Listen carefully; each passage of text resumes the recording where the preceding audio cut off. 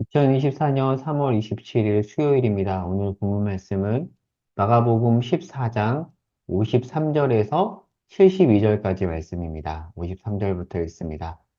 그들이 예수를 끌고 대제사장에게로 가니 대제사장들과 장로들과 서기관들이 다 모이더라. 베드로가 예수를 멀찍이 따라 대제사장의 집들 안까지 들어가서 아랫사람들과 함께 앉아 불을 쬐더라. 대제사장들과 온 공회가 예수를 죽이려고 그를 칠 증거를 찾되 얻지 못하니 이는 예수를 쳐서 거짓 증언하는 자가 많으나 그 증언이 서로 일치하지 못함이라. 어떤 사람들이 일어나 예수를 쳐서 거짓 증언하여 이르되 우리가 그의 말을 들으니 손으로 지은 이 성전을 내가 헐고 손으로 짓지 아니한 다른 성전을 사흘 동안에 지으리라 하더라 하되 그 증언도 서로 일치하지 않더라. 대제사장이 가운데 일어나서서 예수에게 물어 이르되 너는 아무 대답도 없느냐? 이 사람들이 너를 치는 증거가 어떠하냐 하되 침묵하고 아무 대답도 아니하시거늘 대제사장이 다시 물어 이르되 내가 찬송받을 이의 아들 그리스도냐? 예수께서 이르시되 내가 그니라. 인자가 권능자의 우편에 앉은 것과 하늘 구름을 타고 오는 것을 너희가 보리라 하시니 대제사장이 자기 옷을 찢으며 이르되 우리가 어찌 더 증인을 요구하리요? 그 신성모독하는 말을 너희가 들었도다. 너희는 어떻게 생각하느냐 하니 그들이 다 예수를 사형에 해당한 자로 정죄하고 어떤 사람은 그에게 침을 뱉으며 그의 얼굴을 가리고 주먹으로 치며 이르되 선지자 노릇을 하라 하고 하인들은 손바닥으로 치더라. 베드로는 아랫뜰에 있더니 대제사장의 여종 하나가 와서 베드로가 불 쬐고 있는 것을 보고 주목하여 이르되 너도 나사렛 예수와 함께 있었도다 하거늘 베드로가 부인하여 이르되 나는 내가 말하는 것이 무엇인지 알지도 못하고 깨닫지도 못하겠노라 하며 앞들로 나갈새 여종이 그를 보고 곁에 서 있는 자들에게 다시 이르되 이 사람은 그 도당이라 하되 또 부인하더라. 조금 후에 곁에 서 있는 사람들이 다시 베드로에게 말하되 너도 갈릴리 사람이니 참으로 그 도당이니라. 그러나 베드로가 저주하며 맹세하되 나는 너희가 말하는 이 사람을 알지 못하노라 하니 자기 곧 두 번째 울더라.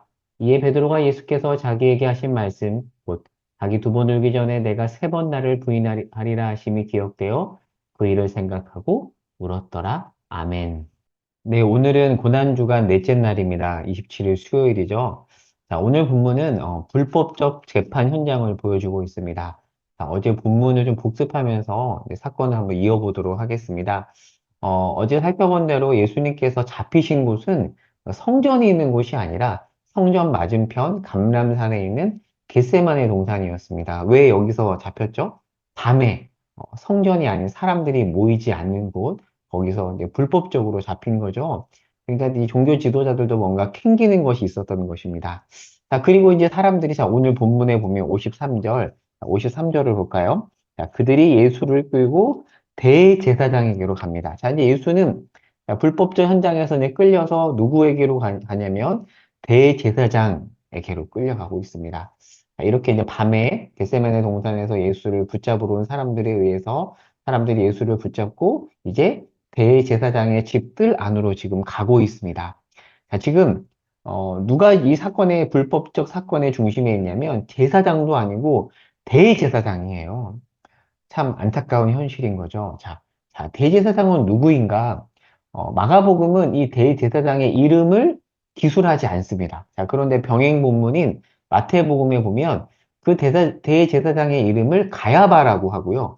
그런데 요한복음은 안나스라고 합니다. 자, 그럼 어떻게 된 걸까요? 자, 그리고 하나 유심히 볼 이제 표현이 있는데, 자, 55절을 볼까요? 자, 오늘 본문 55절에 보면, 자, 그냥 지나치면 그냥 넘어갈 수 있는 단어인데, 자, 55절 시작을 어떤 단어로 시작하냐면, 대제사장들, 단수로 이야기하지 않고, 대제사장들 복수로 이야기하고 있습니다. 자, 대제사장에 대해서 조금 더 살펴볼게요. 자, 가야바와 안나스는 누구인가? 원래 이 당시의 대제사장은 가야바였습니다. 그러면 안나스는 누구이냐면, 가야바의 장인입니다. 역사 자료에 따르면 이 안나스가 AD 6년에서 15년까지 대제사장직을 맡았습니다. 그러면 예수님이 붙잡혔을 당시에 연대로 보면은 안나스는 대제사장이 아니에요. 그런데 왜 요한복음은 안나스라고 말을 하고 있는가? 이 당시 이제 안나스는 엄청난 정치적 술수를 어, 이렇게 드러냈는데요. 그 정치적 술수로 막강한 영향력을 행사했습니다. 이 당시에 대제사장 임명권은 누가 가지고 있었냐면 로마가 가지고 있었어요. 그런데 이 로마가 안나스를 폐위시킵니다. 하지만 안나스는 계속해서 자기 사위를 세우면서 영향력을 행사합니다. 그러니까 어찌 보면 사위는 일종의 바지사장 같은 느낌이고요. 실제로는 안나스가 모든 영향력을 행사했습니다. 자, 여기서 한 가지 더 살펴보면은 아까 제가 복수 이 표현을 주목하라고 했잖아요. 구약율법에 보면 대제사장은 절대로 두 명일 수 없습니다. 왜인지 아세요?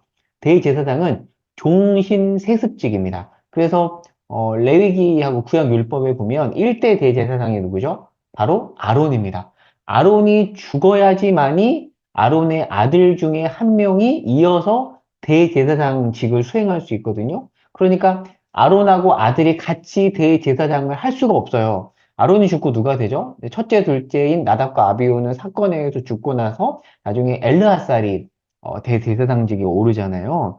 그러니까 1대와 2대가 함께 할 수 없고 아버지 대제사장과 아들 대제사장이 함께 할 수 없는데 지금 어, 오늘 마가복음에서 대제사장들이라고 하는 것은 이 표현이 무려 복음서 사복음서에 64회 기술되어 있는데 지금 비꼬는 겁니다. 그러니까 지금 율법을 이들이 어기고 있음을 비꼬는 표현인 겁니다. 그러니까 이 로마의 개입으로 대제사장이 율법과 반대로 해서 총독 임명제로 바뀐 겁니다. 그러니까 이게 권력직이 된 거예요. 하나님을 섬기고 영혼들을 섬기는 직분이 권력직이 되면서 직분 매매가 이루어지고 이 로마가 자기 입맛에 맞게 그 맞는 사람들을 함부로 세우는 일들이 참 많이 있었습니다. 이 안나스와 가야바 얼굴을 보세요. 이들 안에 탐욕이 가득하 있는 것을 잘 드러내고 있죠. 자, 이들의 집 안에서 지금 불법적인 재판이 자행되고 있습니다. 참 안타까운 일이죠. 자, 불법 재판 현장입니다. 자, 그런데 이 재판은 로마법으로 봐도 불법입니다. 자, 왜냐하면 로마법으로 봐도 불법이고 율법으로 봐도 불법인데 자, 불법 천지예요. 자, 먼저 율법 해석서인 미시나에 보면 사형 재판은 밤에 열 수 없습니다. 근데 지금 뭔가 캥기는 게 있으니까 밤에 열고 있고요. 그리고 6월절 민심 때문에 속전속결로 지금 진행하고 있습니다. 그리고 신문한 이후에 사실 이게 인지상정이잖아요. 신문한 이후에 하루가 지나서 왜냐하면 중간에 어, 잘못된 해석이 개입될 수 있기 때문에 하루가 지나서야 사형 판결을 할 수 있는데 지금 굉장히 빨리 진행하고 있습니다. 뭔가 일을 급하게 진행할 때 그 일이 잘못되는 경우가 굉장히 많거든요. 잘못된 일일 경우에 빨리빨리 진행을 하잖아요. 지금 상황이 그렇습니다. 자, 그리고 자, 본문 55절에서 56절을 보면은 반복되는 표현이 있습니다. 55절에서 56절 그를 칠 증거를 찾되 얻지 못했다라고 되어 있고 거짓 증언이라는 표현이 나오잖아요. 여러분 10계명의 아홉 번째 계명이 뭔지 아시나요? 아홉 번째 계명이 거짓말하지 말라고 보통 우리가 알고 있는데 정확하게 표현하면 거짓 증언하지 말라고, 위증하지 말라요. 재판에서 거짓 증언하지 말라는 게 구계명이거든요. 자, 근데 이들은 율법 전문가입니다. 근데 지금 구계명을 어기고 있습니다. 자, 그런데 이들이 구계명만 어기고 있는 걸까요? 육계명 뭐죠? 불법적 살인을 저지르지 말라는 육계명도 어기고 있습니다. 그리고 열 번째 계명, 삼심, 탐욕으로 꽉 차 있잖아요. 삼심, 삼심을 내지 말라는 십계명도 어기고 있습니다. 말씀을 잘 알고 있다라는 자들이 말씀을 어기고 있는 아이러니한 현실을 지금 우리가 보고 있습니다. 자, 이어서 자, 오늘 본문은 66절에서 72절에서 베드로의 부인 이야기를 하고 있는데 자, 갑작스럽게 예수님이 끌려가자 자, 어제 본문 50절에 보면 자, 제자들이 어떻게 했죠? 자, 어제 본문 50절 볼까요? 마가복음 14장 50절 제자들이 다 예수를 버리고 도망하니라. 그리고 어제 말씀 기억나시나요? 51절에서 52절에 한 청년이 벗은 몸에 배옷잎을 이불을 두르고 가다가 벗은 몸으로 도망하잖아요. 이 사람이 많은 학자들은 마가로 추정한다라고 어제 설명을 했잖아요. 자, 마가는 베드로의 제자예요. 그러니까 설명드린 것처럼 마가복음은 원래 베드로의 진술을 베드로의 통역관인 마가가 기술한 사실은 1차 소스는 베드로입니다. 그거를 마가가 기록한 게 바로 마가복음이거든요. 자, 마가가 도망갔다라는 얘기를 기술하고 나서 지금 베드로가 자기가 예수님을 부인한 얘기를 하고 있는 겁니다. 베드로는 예수님을 절대로 부인하지 않겠다라고 했습니다. 자, 나름 진심이 있었어요. 그래서 지금 다 도망갔는데 예수님을 따라서 대제사장 뜰 안까지 지금 들어온 겁니다. 들어왔어요. 자, 사람들은 베드로의 말을 듣고 말투로 갈릴리 사투리를 쓰니까 예수님과 한패다라고 해요. 그런데 베드로가 부인하죠. 세 번을 부인합니다. 자, 그리고 닭이 울죠. 병행본문인, 자, 한번 말씀을 찾아보세요. 누가복음 22장 61절을 보겠습니다. 자, 제가 시간을 드릴게요. 자, 누가복음 22장 61절을 보면 제가 읽어볼게요. 읽겠습니다. 자, 베드로가 부인했죠. 닭이 울었어요. 61절. 주께서 돌이켜 베드로를 보시니 베드로가 주의 말씀 곧 오늘 닭 울기 전에 내가 세 번 나를 부인하리라 하심이 생각나서 밖에 62절 밖에 나가서 심히 통곡하니라 되어 있는데 61절 초반에 보면 주께서 돌이켜 베드로를 보시니 자 지금 부인을 했는데요. 베드로가 예수님을 부인했는데 예수님과 베드로의 눈이 서로 마주치고 있습니다. 베드로의 마음이 어땠을까요? 자기는 호언장담했잖아요. 끝까지 따르겠다고. 근데 예수님은 베드로에게 너 나 부인할 거라고 했어요.